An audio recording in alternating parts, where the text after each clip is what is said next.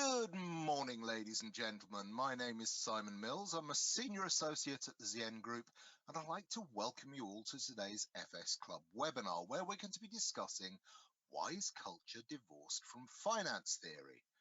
I'm lucky to be joined by Professor Atul Shah, who's visiting professor at City University of London, whose latest book, Inclusive and Sustainable Finance, Leadership, Ethics and Culture, is available from Routledge.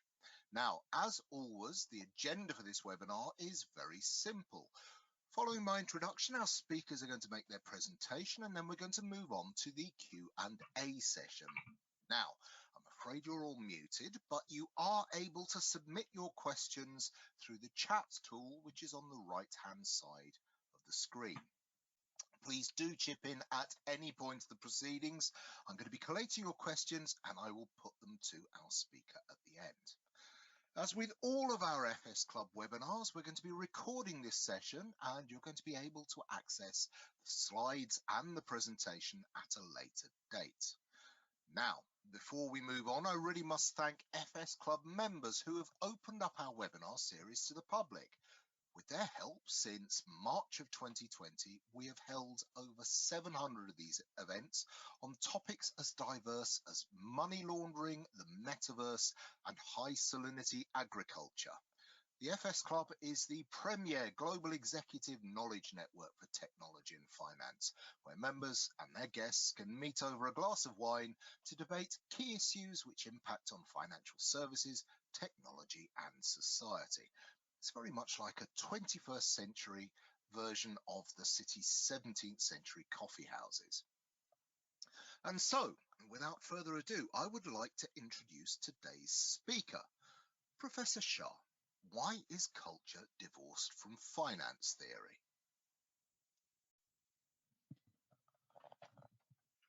Okay. Hi, everyone. Many thanks, Simon and Zien Group, for hosting. Today's topic is a big passion for me, but also it has huge relevance because if you remember, and you would have seen even after the post-crash, all the research and the investigation pointed to one fact, that culture is broken from finance, and that's after 2008, and then the scandals have continued, including involving top investment banks like Goldman Sachs. So, we have a real profound problem in terms of culture within banking. Misogyny is just, Me Too is another example. And my frustration with all this talk about diversity and culture is that it rarely goes to the fundamentals of finance, And really what I'm going to say today and provoke you with is to say that the very core of finance theory is to break culture, to break community, and to break society. And therefore, we have a much deeper fundamental problem with finance. So here we go.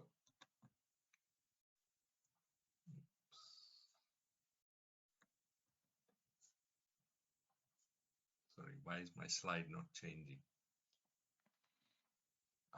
So I'll tell you a little bit about me. I've written a number of books and articles. I'm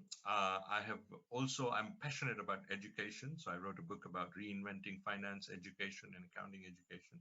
I wrote a book on the failure of HBOS, which is still today the largest ever bankruptcy in British financial history, 52 billion pounds. And I looked at the causes of that failure. And of course, one of the core findings of that research is that the culture was completely broken. Then I have done a study on one of the oldest living cultures of the world, the Jain culture, which also happens to be a very successful finance culture of the world. Jains are some of the world's best financiers and entrepreneurs. And I happen to be a Jain too. I've investigated that culture and its relevance for contemporary problems and sustainability challenges.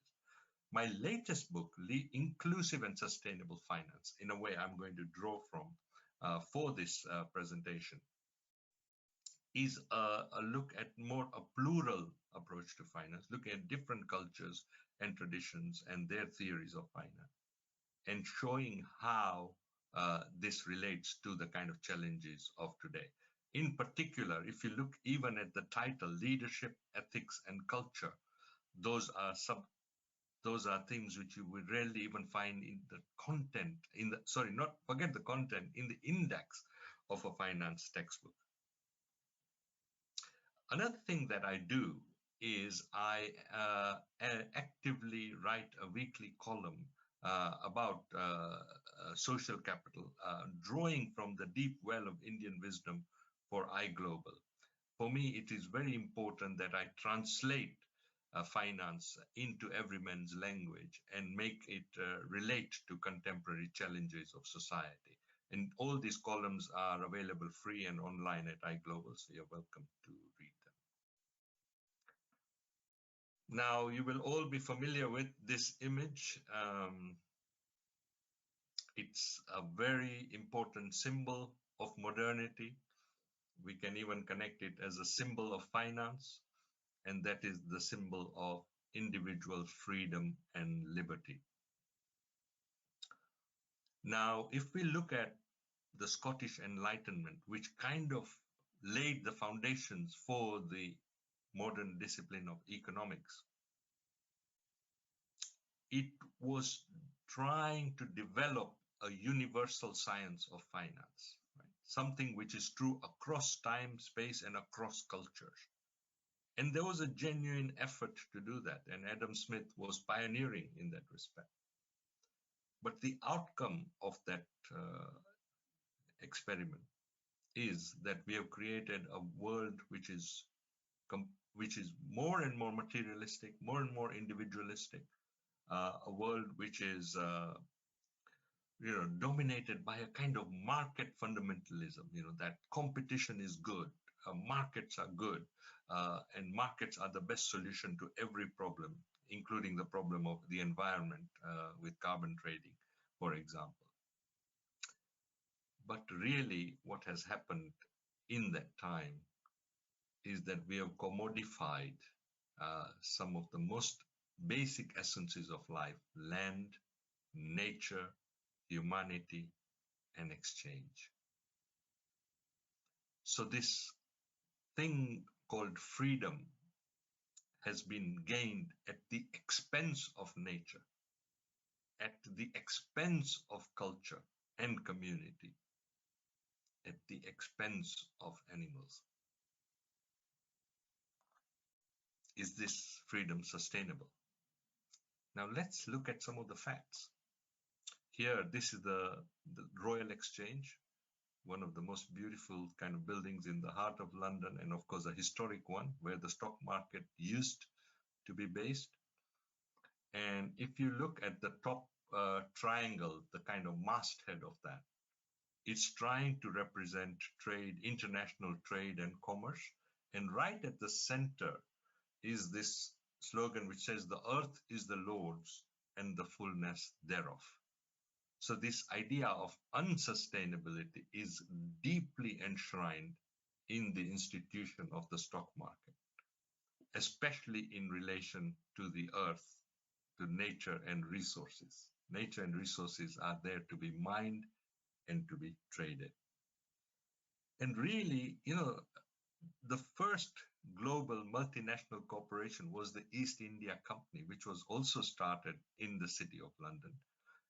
And one of its founders was the Auditor General of the City of London, right? And of course, now we know from a lot of research that it was a pirate corporation, and its aim was not to trade, but to expropriate and exploit. So we are living in the residues of empire, right? And that residue has also affected our science and our outlook on what is the right way to do finance. So I make a bold claim that economics has actually been a chainsaw on nature, animals, and society. It has directly attacked the things that we are today trying to conserve and preserve. So the science may be invisible.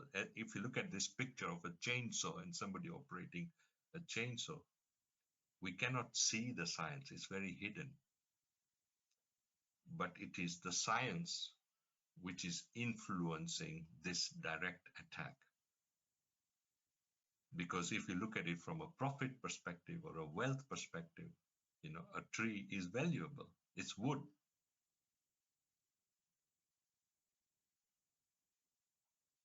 So the Anthropocene, if you're not familiar with the term, is scientific evidence that we have done as a species irreversible damage to the planet.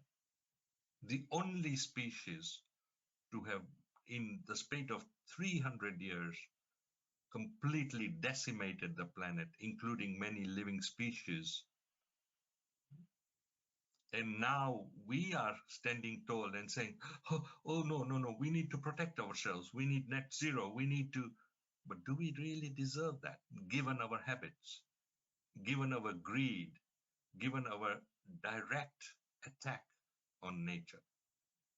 That is a question that I've been posing.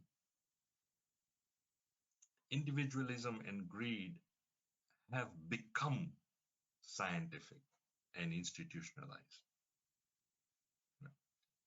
So deep inside these equations, which have created the new languages of finance, are principles which are unsustainable, and they need to be exposed and debated, especially to undergraduate students, to new novices coming into finance, but they are not.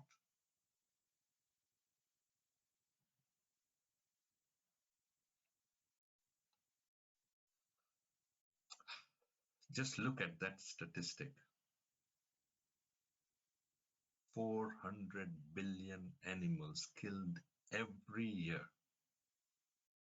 And this is called economies of scale. But what about the violence? And what about the spirits of those animals? Are they taken into account? If not, why not?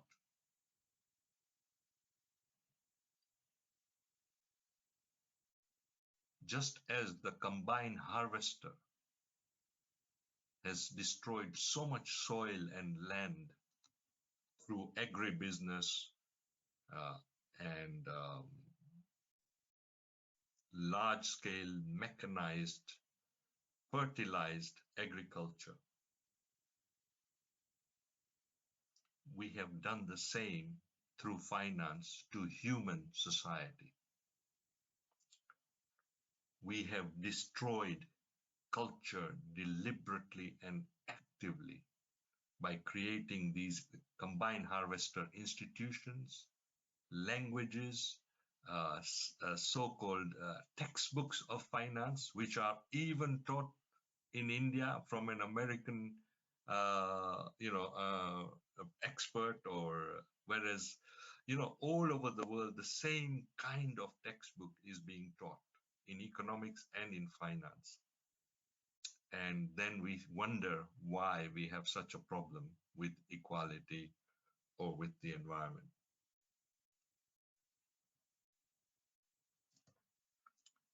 So the question becomes, one of the biggest evidences about the failure of our traditional economic science is the Anthropocene, the problem of global warming.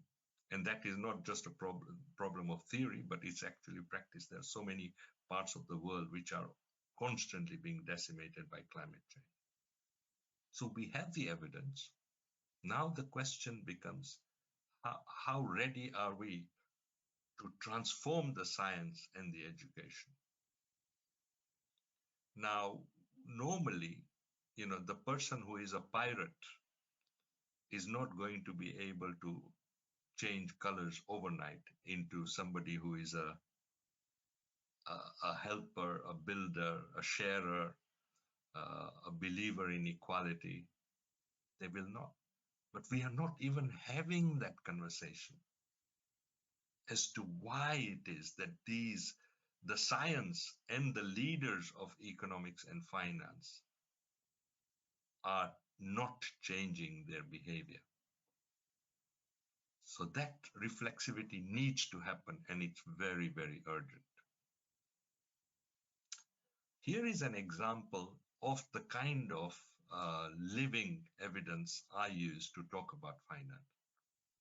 This is a rupee note, and look at the picture on the rupee note, the picture of Gandhi. So the idea, we created this fiction called money, and we wanted to give it a kind of trustworthiness. We wanted to make people rely on it and trust it. So we use symbols and images which people recognize and trust.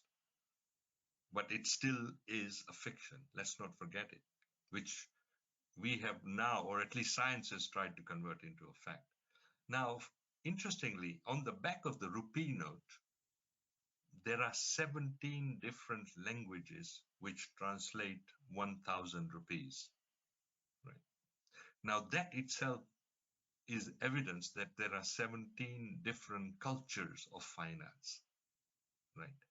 But we will not find any different cultures of finance when we open a finance or economics textbook, because the whole idea is to be universalist, to be objective, and to be, almost, if you like, mono cultural.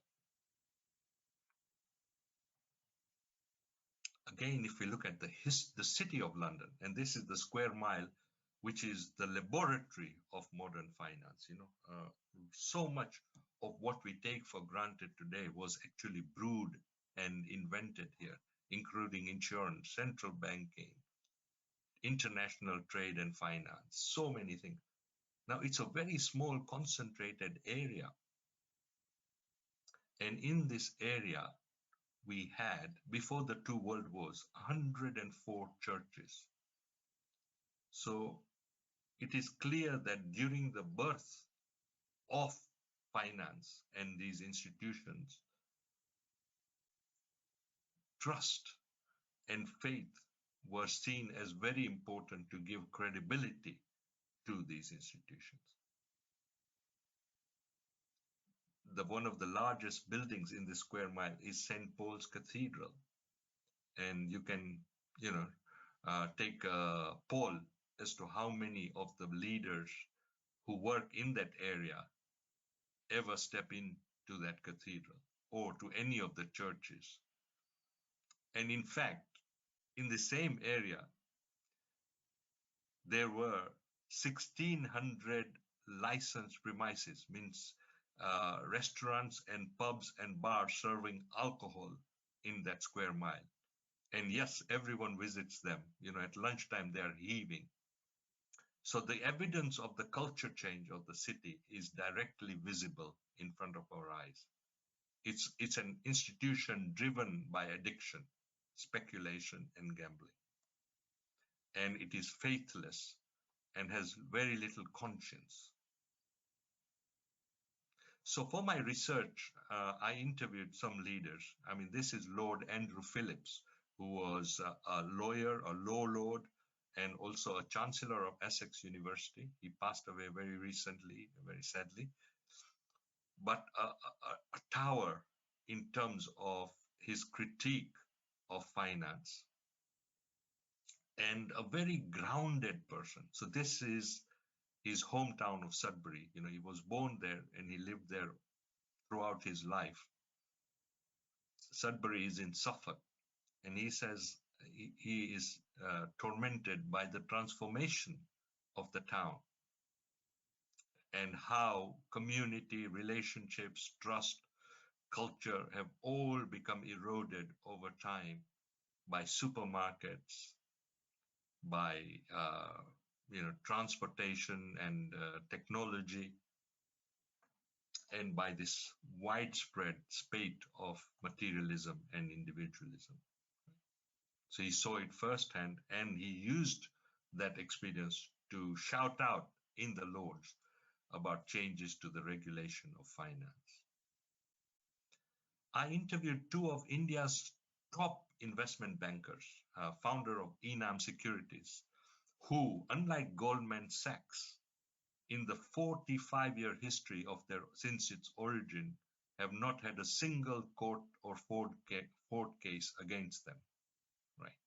So here we have a very different niche boutique firm, and to them, values and culture lie at the heart of finance, and they owe their entire success to this. And we did a case study with Oxford about their business model and their philanthropy, their approach to philanthropy. They've just donated $100 million to build Flame University without really seeking any return, but just their way of passing back what they've earned from society. This is the London Jain Temple. So, whenever communities migrate, they carry their culture with them, and we'll see these cultural institutions, but very often they are marginalized from mainstream finance, even though they actually do a lot of good things to finance. So this is the cover of my book. It draws from about 30 years of my research. Remember, when I was a student at the LSE, and even when as undergraduate, and even after doing my PhD, really diversity and culture were not on the syllabus.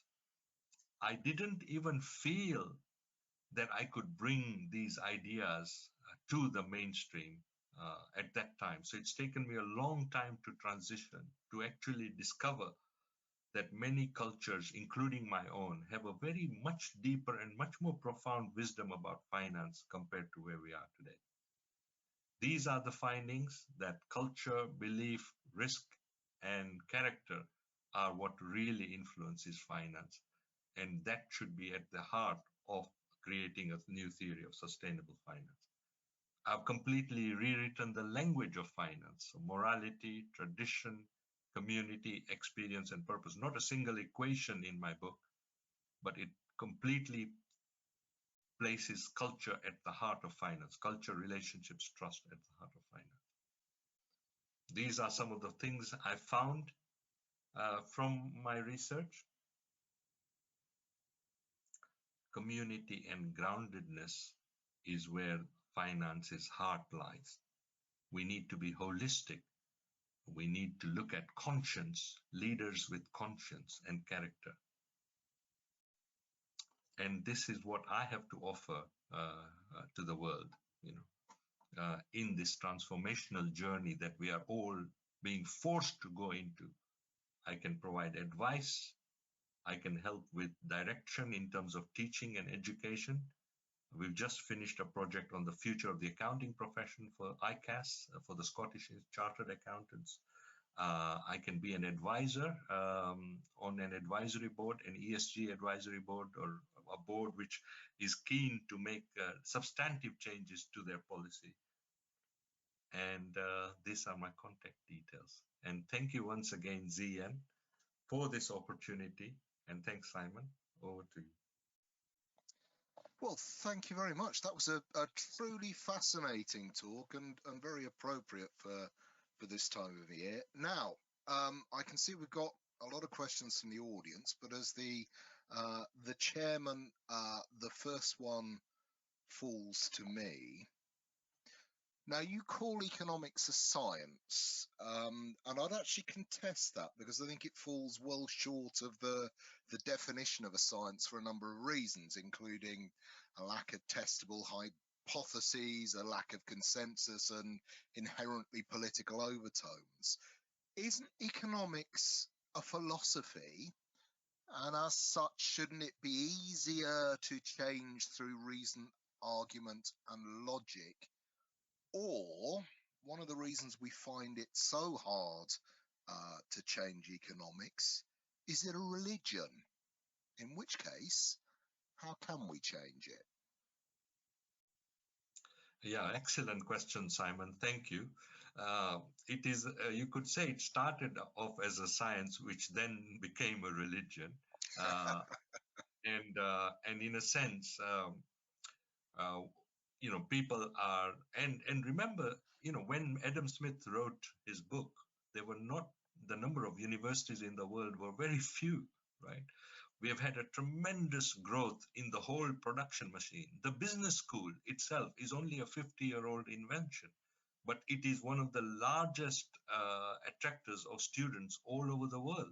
Students are rushing to go into business education.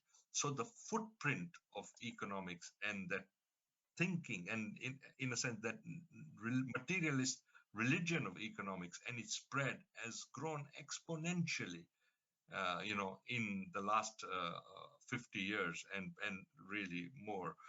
And it has even influenced other sciences as well. So we really need to tackle the root of that thinking. And I agree, it's an ideology, not a science. Now, there's been a lot of focus amongst financial institutions on diversity and inclusion. How much of this do you think is lip service, or do you think that the culture in these institutions really is starting to change? Well, I mean, if you look at the recent stories about misogyny, for example, and the FT have been covering them, even among the big four accounting firms, which are supposed to be professional public interest protectors, right? Or even Goldman Sachs, some of the top premier investment banks, right? So clearly, these stories are not going away. These practices are there. And even yesterday in the news, we had the story about the BP, the CEO of BP, who was eventually sacked. But he was, having lots of affairs with staff throughout his career, right?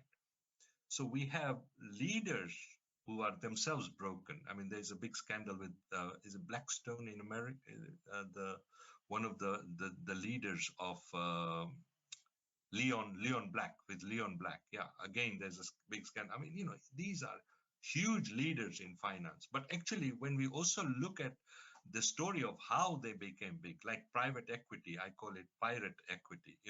I mean, this is how they made the money, through robbing, expropriation, piracy, right? And this is why we are in that situation. And now, of course, there is a personal crisis because he's being sued by his ex-wife. So what does good leadership look like?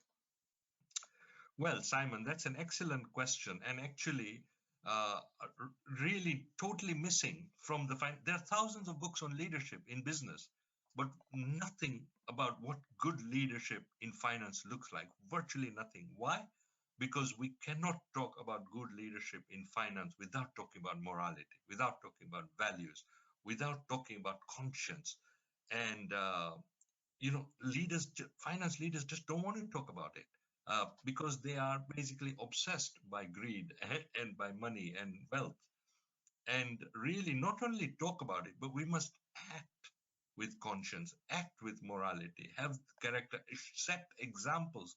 And of course, a lot of these institutions and markets have been wired towards short-termism, towards profit maximization, towards greed. So they actively kind of also attack leaders with those kinds of beliefs and wisdoms. So this is why we are where we are. So how do we actually provide the motivation for everyone to change? Well, okay, let's look at some. So in my book, I talk about case studies from diverse cultures, from different leaders all over the world, and they do have a deeper motivation than money. And in fact, they've succeeded because of that deeper motivation rather than chasing the profit or the money. They've built solid relationships with suppliers, with customers, etc., and with borrowers, lenders. And over time, the business has just grown and grown organically, right? So these practices do exist. They are, in a sense, hiding in plain sight, and they really require us to look uh, and to open our eyes to how there are businesses which have survived several generations in many parts of the world, therefore they are sustainable. So what is it that has driven that sustainability? And it is that kind of contented leadership, that kind of patient capital, and a kind of organic approach. So let's not grow as fast as we can, as what finance says, by borrowing, but let's grow through our own capital. Let's grow slowly, patiently, and let's build relationships, trust, and also let's enjoy the fruits of the business by actually uh, seeing its limits. So there's an understanding of the nature and limits of money when these leaders operate, and that understanding empowers them to grow in an organic way. There's an interesting question here. How do you define capital? How do I define capital? I guess capital is like a bank of resources available to an enterprise. But how, for example, the focus of economics and finance is purely on kind of finance capital. But to me, capital is much broader than that. And culture and community are key sources of capital. In fact, I say a community is actually a virtual bank, uh, you know, a bank of relationships, trust, and networks, right? Which is completely undervalued in modern society and cannot be created. It's like a rainforest. We cannot replace a rainforest by just planting more trees. Communities have evolved over time uh, and over generations, and through faith, but also other aspects, and these communities are valuable. They are already making a difference. We need to revive, encourage, reinvigorate those communities, and really build a much more local finance rather than a global finance. The root cause of climate change is the tragedy of the commons writ large. How do you overcome issues of over exploitation? How do you overcome human nature when it comes to addressing the exploitation of nature and the greed which is inherent in human nature? Well, we have instruments like law, for example, so we can we can make it illegal and put people into prison who finance the destruction of nature, including, even fossil fuels if we wanted to. And that will set an example, because leaders rarely go to prison. Finance leaders rarely go to prison, and we need to do that very much boldly, much more strongly and firmly. Really, we also then need to change the education system, the methods of education, and also be much more plural. And we need to encourage students to think win-win rather than win-lose. At the moment, it's all about how can I make the most money the quickest way. But real communities, real culture is built by not just uplifting yourself, but taking others with you. So just Now I've got a controversial one for you. Frederick Bastiat pointed out in the early to mid 1800s that taxes plunder and therefore governments are pirates. If governments continue to take our money as tax, won't it be difficult to change the financial status quo? Well, if governments do not tax, then how will we have roads? How will we have schools and hospitals? I mean, this is a very strongly ideological point. The person probably asking it has benefited from those schools, those roads, those hospitals, the water systems, etc., etc. So, in fact, we need to be proud about paying our taxes. And we need to see tax not as a cost, but as a distribution of our income to a very important stakeholder, which is the state itself. I must agree with you on that. And it particularly annoys me that people like Amazon try and minimize their tax footprint within countries when they are reliant on the roads and the schools and the hospitals and the rule of law to actually run their business, and they're not actually contributing. Now, what would help with regards to formal measurement to actually run the Earth's balance sheet? So how can we actually apply measurements which can lead us in the right direction? Well, so for example, if we start calling nature capital rather than resource or expense, that would be a start. Same thing with animals. Animals should be regarded as part of the ecosystem of the planet. Um, we really also need to expose the huge. There are so many contented cultures in the world and communities who don't want to be rich. They just want to have food and shelter, and then to give whatever they have to others, right? We need to bring those cultures and those communities alive in the classroom, bring their stories, and show to people that in spite of everything, right? How much resourcefulness is there out there? How much charity is there out there?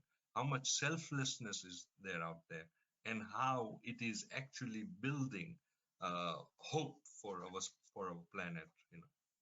So case studies and examples would be another way.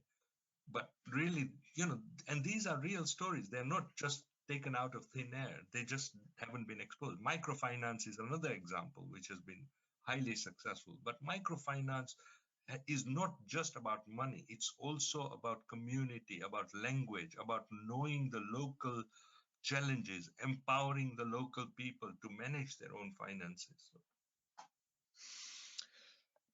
Now, okay, this is a very appropriate question because I know there's been some controversy with microfinance with regards to the interest rates which are being charged to communities.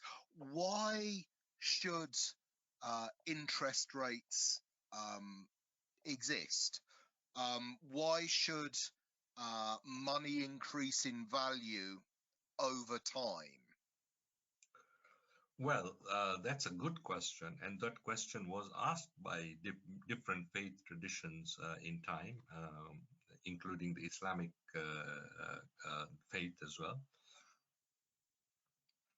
There should be limits on the notion of interest and money making money without any effort, basically, which is really a problem for modernity, because then those people with capital keep on growing their capital at the expense of everyone else. But at the same time, we need credit in the world. So we need some way of financing needy projects, financing big public projects, etc., for which we need interest rate. But those interest rates can be controlled, can be regulated, and also there should be limits on the total amount that borrowers have to repay over a period of time. I mean, we have, for example, in terms of third world debt, we have countries which are paying, which have already paid 5 times or 10 times what they've borrowed, and they're still in the debt trap. They're still paying interest on what they borrowed. We need to cancel that. There was a fascinating book out in the early 2000s called The Lexus and the Olive Tree. I don't know if you're familiar with it. And it was about the impacts of globalization. What's your stand on globalization? Do you think that linking communities through trade is a force for good and peace, or are we seeing the co-colonization of cultures around the world and the destruction of communities as a result? Well, so far as our ecology is concerned, we are one planet. And what we do in one country can affect the environment of another country. So in a way, globalization is a reality. Now, the way it has been engineered by economists and through markets has created a lot of inequality, and that is not right, and that needs to change. Has created a lot of unfair trade as well. So, and many economists, including Nobel laureates, have said that that globalization is not beneficial to everyone. So we need to to change the system. We need to make it more fair and more equal. But those are not easy kind of things to change, but we definitely need to move in that direction. Fantastic. Right, ladies and gentlemen, I'm afraid that our time is coming to an end. I know that some of you have been really engaged in our discussion, and please do contact Professor Shah directly. I'm sure he would welcome further debate on the issues that we've discussed today. We are going to be posting a recording of this presentation online in the next couple of days, so you can revisit our discussions or share them with your friends.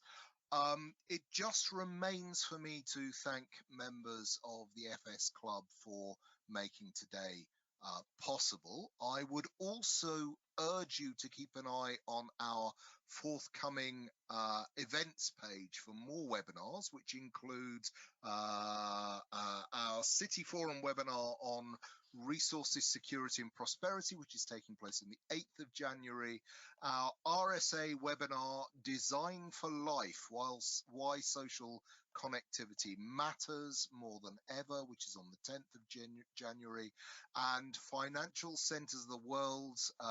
That series kicks off in 2024 with a focus on Milan.